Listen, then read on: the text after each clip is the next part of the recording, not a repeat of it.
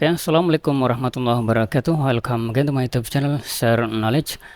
Kali ini saya akan mereview buku. Ini buku bahasa Inggris. Saya penasaran sih dengan ini karena saya cari buku yang viral. Nah, ini ternyata termasuk buku yang lumayan banyak dibeli begitu. Otodidak Jago Kuasai Bahasa Inggris dari Nol. Itu judulnya.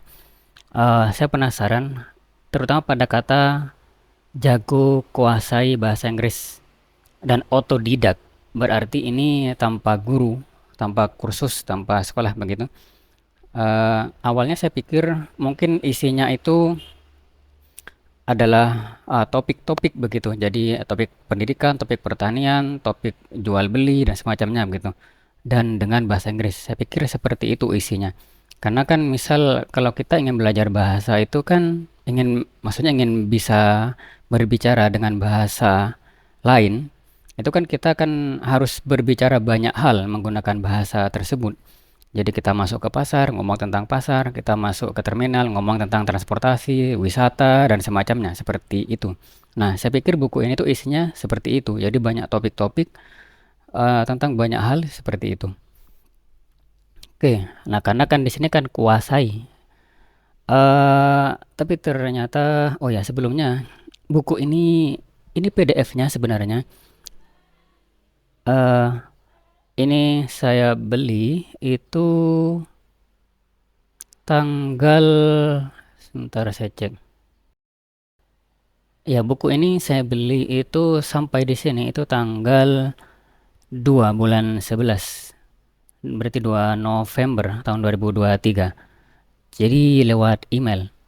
Tapi tidak segera saya baca waktu itu karena saya pikir khawatir gitu tentang lisensinya ya, apakah legal atau tidak gitu. Tapi setelah saya pikir-pikir, Shopee ini kan toko besar, di toko online sudah besar ya di Indonesia begitu. Saya rasa para pemangku kebijakan negara ini kan sudah tahu kan tentang Shopee begitu. Dan tentu banyak yang sudah melihat. Nah, saya pikir ini sudah tidak ada masalah dengan hak cipta. Jadi maka saya baca begitu ya. Ya, pikir saya begitu. Semoga saya tidak salah ya. Kalau ada yang lebih tahu, silakan di komentar. Karena kan presiden dan jajarannya, semua penegak hukum sudah melihat kan, Shopee itu sudah tahu. Jadi anggap saja ini sudah legal. Oke. Nah, setelah saya lihat isinya buku ini, kata kuasai di sini ternyata bukan menguasai bisa berbicara bahasa Inggris. Artinya ada kita itu comprehend the language, ada acquire the language atau language acquisition. Nah, itu beda. Kalau comprehension itu kita paham tentang bahasa. Bahasa Inggris itu begini, ada subjek, ada verb 2, verb 3, verb 1, verb ing dan semacamnya. Kita paham itu. Nah, itu comprehension. Tapi apa bisa bicara? Tidak. Orang Inggris bisa bicara tapi mereka tidak semuanya tahu konsep. Hanya yang sekolah aja. Nah, sedangkan language acquisition itu maksudnya menguasai bahasa, itu seperti ibarat bahasa itu adalah program. Jadi sudah terinstal di otak kita. Jadi kita ngomong banyak hal dengan bahasa Inggris begitu.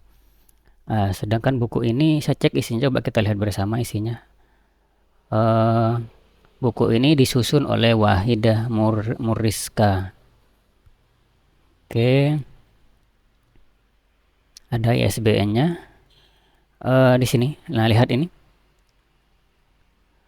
Jadi bagian satu itu grammar, tentang sintak, tentang bentuk jamak, kata ganti, kata kerja.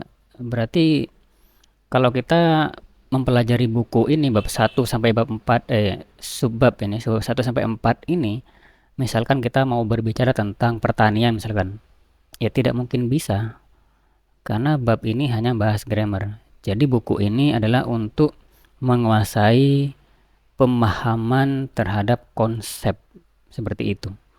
Jadi bukan untuk membuat kita bisa bahasa Inggris. Yang bagian ini juga part of speech, ini bagian-bagian kata, kalimat-kalimat, maksudnya jenis-jenis kata. Kemudian nomor 2, salah satu jenis kata atau ada noun dibagi lagi. Kemudian ini juga ada articles di sini. Ada pronouns, ada conjunction, ini pembagian dari part of speech tadi. Preposisi. Kemudian masuk ke kalimat, ada tenses di sini. Tenses itu bentuk kata yang menunjukkan perbedaan waktu.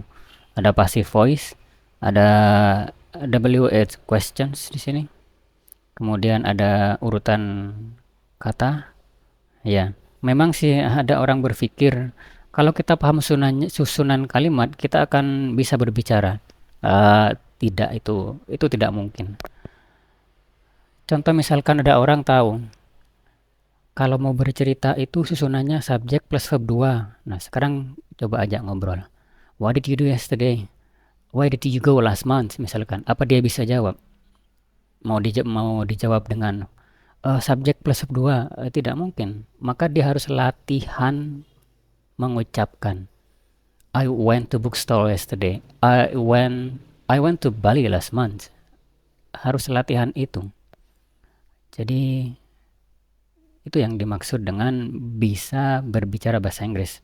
Nah, sedangkan buku ini adalah untuk menguasai konsepnya, memahami ya. Jadi lihat isi, memang ada contohnya di sini. Tapi kalau kita tidak latihan mengucapkan kalimat-kalimat bahasa Inggris, ya tidak bisa. Bahkan mengetahui kosakata saja, meskipun itu sebenarnya cukup membantu.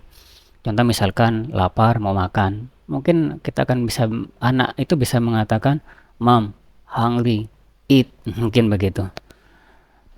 Tapi kalau hanya menghafal kata, akan sulit berbicara. Otaknya akan kelelahan menyambung-nyambung kata, akan berpikir. Berbeda ketika dia sering latihan, maka akan menjadi terbiasa.